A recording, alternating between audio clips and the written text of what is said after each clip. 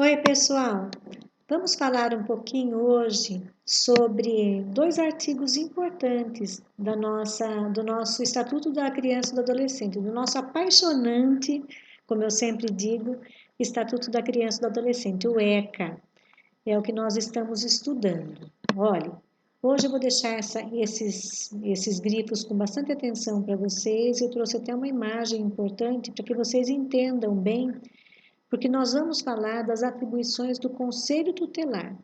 O Conselho Tutelar, como nós já vimos, ele é o responsável por todas as ações de proteção à criança e ao adolescente em todo o território nacional. O Conselho Tutelar não faz parte da esfera da Secretaria da Educação ou da Diretoria de Ensino do Estado ou do Governo Federal. O Conselho Tutelar é uma instituição nacional, né? E em todas as cidades tem que ter um conselho tutelar. Eles são mantidos pelas prefeituras, eles têm que ter viaturas, telefone, equipamentos, todo tipo de material, tipo papel sulfite, canetas, tudo custeado pelo poder público municipal.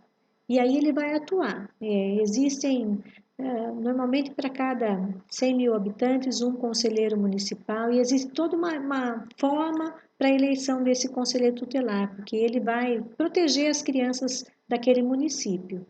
Mas hoje nós vamos saber, então, quais são as atribuições desse conselho tutelar que tem como prerrogativa cuidar das crianças e adolescentes, fazer valer as leis do Estatuto da Criança e do Adolescente. Vocês entenderam? Então, vamos lá. O capítulo 2º do nosso ECA diz que as atribuições do Conselho Tutelar, no artigo 136, são: número 1, atender as crianças e adolescentes nas hipóteses previstas nos artigos 98 a 105, aplicando medidas previstas no artigo 101, de 1 a 7. Quais são esses artigos 98 e 105? Aqui está querendo dizer diretamente que o Conselho Tutelar é responsável por agir com relação a todas as medidas de proteção quando as crianças e os adolescentes tiverem seus direitos violados. Então, eles é que devem ser chamados e eles têm que agir, nem que seja agir até para tirar a criança ou o adolescente do seio da família, porque se é uma família que está trabalhando com violência física, emocional, moral, colocando a criança em situação de risco, então o Conselho Tutelar tem como obrigação aplicar medidas de proteção a essa criança. Ou mesmo, o artigo 105 vai falar da violação de regras da sociedade, então vai falar de ato infracional, quando esse adolescente descumpriu uma regra da sociedade, da boa convivência, e quem que tem que resolver isso? É o Conselho Tutelar, que tem que ir até aquela ocorrência numa escola, num clube, na rua, e resolver a situação aplicando as medidas previstas nesses artigos 101, de 1 a 7, que nós não vamos estudar. Por quê? Porque eles não fazem parte do rol de estudos desse concurso.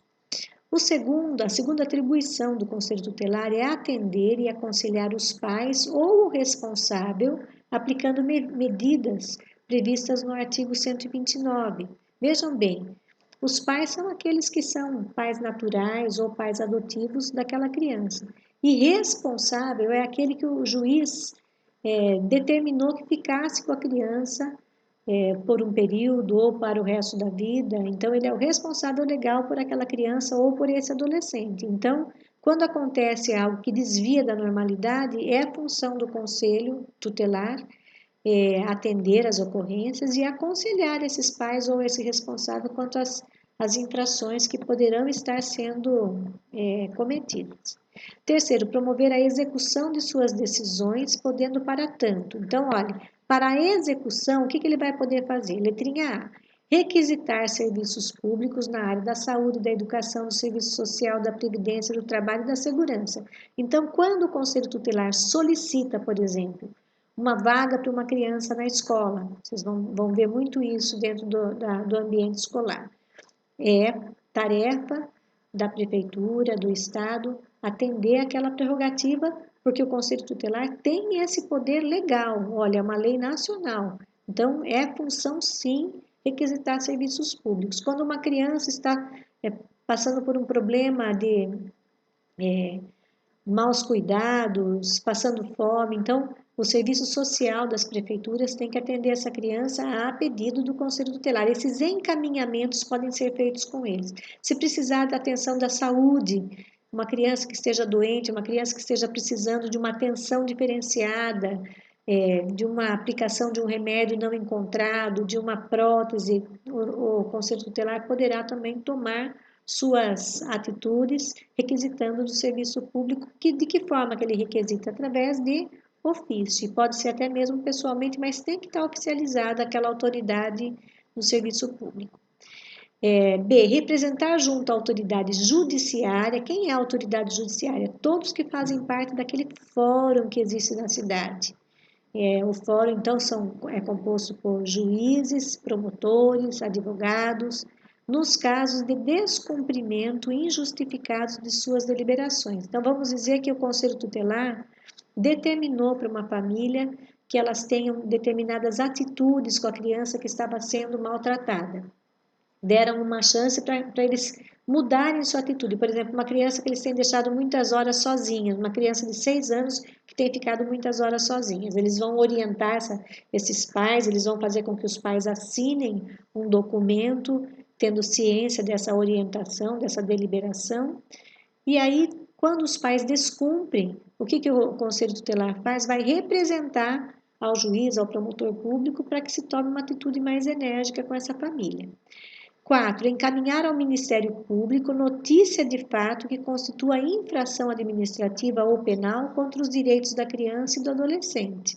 Então, se o Conselho Tutelar recebe uma denúncia, recebe ou de fato presencia alguma situação que seja uma infração administrativa ou penal, alguém que deixou de cumprir um dos artigos do Conselho, do Estatuto da Criança e do Adolescente com relação à criança, em qualquer esfera familiar, da educação, da saúde, da assistência social. Então, esse é dever do Conselho Tutelar encaminhar para o Ministério Público. Quem são os promotores públicos da Vara da Infância e Juventude que deverão apresentar essa denúncia ao juiz da Vara da Infância e Juventude.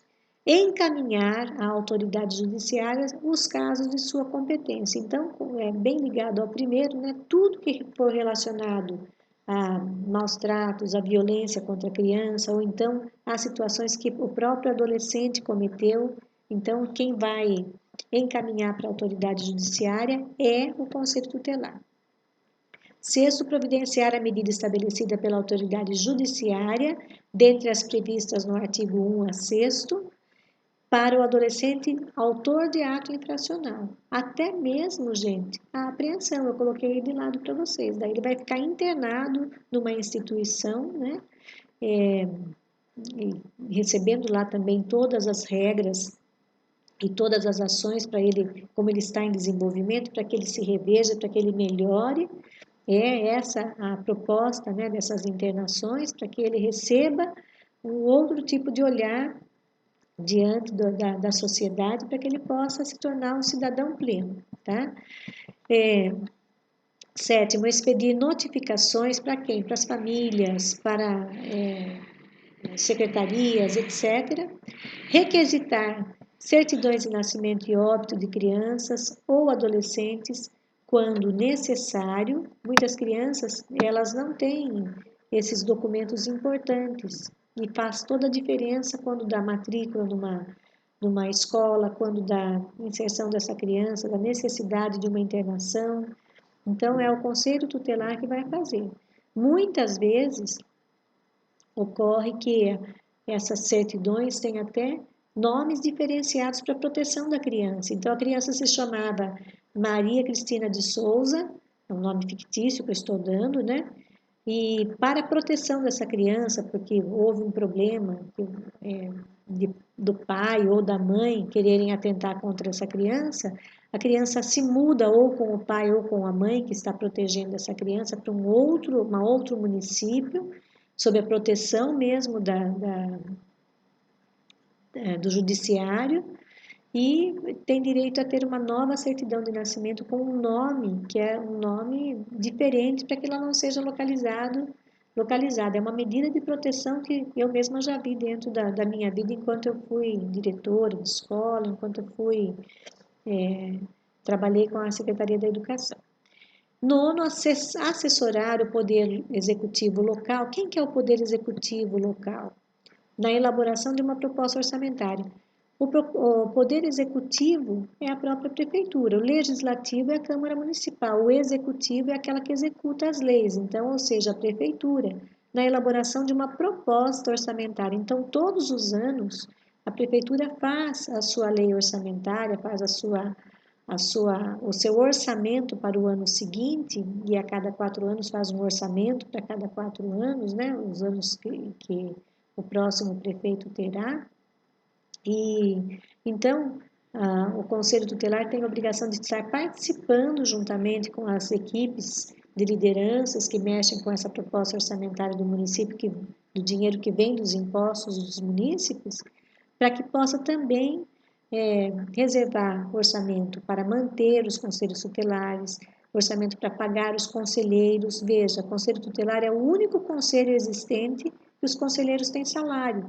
Tem que ter viaturas, né, carros para levar e para trazer, tem que ter telefone. Então, essa proposta orçamentária tem que ter a participação de elementos do Conselho Tutelar para que planos e programas de atendimento dos direitos da criança e do adolescente sejam, de fato, efetivados, porque sem dinheiro eles não conseguem sobreviver. Representar em nome da pessoa e da família contra a violação dos direitos previstos no artigo 220, parágrafo 3º, inciso 2º da Constituição Federal. Vejam bem, quando eu falo aqui para vocês que ele vai representar em nome da família, é porque não teve outra pessoa para representar. Então, ele vai representar, ou seja, ele vai entrar com uma ação contra este ou aquele que violaram os direitos da criança, tá? Representar ao Ministério Público para efeito de ações de perda ou suspensão do poder familiar. O que é poder familiar? Poder familiar é aquele documento que define que aquela pessoa é responsável por aquela criança, tá? Então, o poder familiar, eu tenho poder familiar sobre meu filho, você tem sobre o seu filho, mas o juiz pode determinar que o poder familiar passa a ser para alguém da família estendida, que pode ser uma avó, uma tia e um tio, ou mesmo para uma pessoa que não faz parte da família sanguínea daquela criança, tá? Então, o Conselho Tutelar deve representar o Ministério Público após esgotadas as possibilidades de manutenção da criança ou do adolescente junto à família natural. Então, não dá mais, porque a família é completamente indisciplinada com relação à educação, com relação muitas vezes, gente, por conta de uso de entorpecentes, eles não têm condição, esses pais não têm condição de manter uma criança sob seus cuidados. Então, o Conselho Tutelar representa o Ministério Público para a perda mesmo do o poder familiar, que está substituindo também, olha, eu até coloquei aqui para vocês, o pátrio poder, tá bom? Lembram do pátrio poder? Agora é poder familiar, agora não, faz um tempo. Também o próximo, ele vai falar sobre promover e incentivar na comunidade e nos grupos profissionais ações de divulgação e treinamento para o reconhecimento de sintomas e maus tratos nas crianças e nos adolescentes. Vejam, a gente não tem visto com muita facilidade, com muita frequência, essa orientação dos conselheiros tutelares, até porque o trabalho deles é muito intenso, é muito pesado, e esse trabalho que é mais educativo com relação a mostrar como é que a gente reconhece os maus tratos numa criança, eles têm até ficado meio sem andamento, né? Ou com andamento até certo ponto. Então, eu trouxe aqui esse quadro para vocês, que não faz parte do ECA, para que vocês observem, né?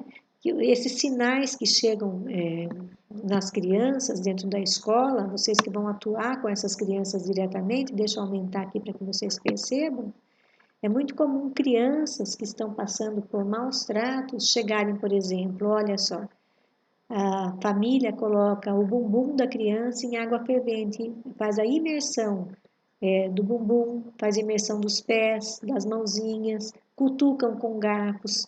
A criança chega com manchas, olha, marcas, vergões diferenciados na pele, que dá para você perceber que foi encostaram ferro de passar roupa, furaram com cigarro a criança, com garfo, deram chicoteadas na criança com cinto, com cabide, com frigideira, com fio enrolado, com vara, com chicote. Às vezes a criança vem com marca, com as mãos, dos dedos daquele agressor no seu corpinho ou mesmo no rosto. Marca desse mata-moscas, mordidas, tem pessoas que estão assim possuídas por este uso de entorpecentes e aí mordem as crianças porque elas estão chorando, então chutam, batem com escova de cabelo e as crianças ficam com essas marcas e chegam na escola com essas marcas. Às vezes são crianças de creche, que quem vai perceber quem são os auxiliares de educação, que vão tirar essa fraldinha da criança, são os professores que estão bem próximos das crianças, elas vão perceber, além dessas marcas, outras formas de violência, de maus tratos, que podem ser até mesmo maus tratos sexuais, né? As crianças podem ter sido abusadas sexualmente, então tudo isso é considerado maus tratos, e aí o Conselho Tutelar tem essa prerrogativa de promover e incentivar essa divulgação de como a gente percebe, né? Então eu trouxe como contribuição para vocês, mas esse quadro, reforço, não faz parte do ECA, é o a mais que eu coloquei aqui para que vocês entendam este item. Parágrafo único, se no exercício de suas atribuições o Conselho Tutelar entender necessário o afastamento do convívio familiar, ele comunicará incontinenti, quer dizer, imediatamente, o fato ao Ministério Público, prestando-lhe informações sobre os motivos de tal entendimento e as providências tomadas para a orientação, o apoio e a promoção social da família, tá? Então, que fique bem claro que o Conselho Tutelar tem grandes poderes quando se trata de proteger a criança e o adolescente. E, finalmente, o artigo 137, que vai falar que as decisões do Conselho Tutelar somente poderão ser revistas pela autoridade judiciária, ou seja, promotoria, juiz, a pedido de quem tenha legítimo interesse, ok? Às vezes, os pais que se recompuseram, vamos dizer que os dois foram presos e essa criança acabou sendo, o poder familiar passou para uma outra família. Assim que esses pais cumprem a pena, eles podem solicitar, sim, que essa criança volte ao seio da família. Então, mas quem vai mudar tudo isso é a autoridade judiciária. Já não será mais o Conselho Tutelar. Mas o Conselho Tutelar fez a parte anterior, ok? Então, com isso, nós finalizamos esses dois artigos que dizem respeito ao trabalho, às atribuições do Conselho Tutelar. Você gostou? Ficou fácil para você entender? Se não, assista novamente, quantas vezes forem necessárias, para que você possa responder suas questões no seu concurso. E, bem, confie em você, não é difícil não, é só gostar da lei, ler com bastante calma e entender que tudo que é para o bem da criança vai ser feito porque está contido dentro do Estatuto da Criança e do Adolescente que nós chamamos de ECA, tá bom? Tchau!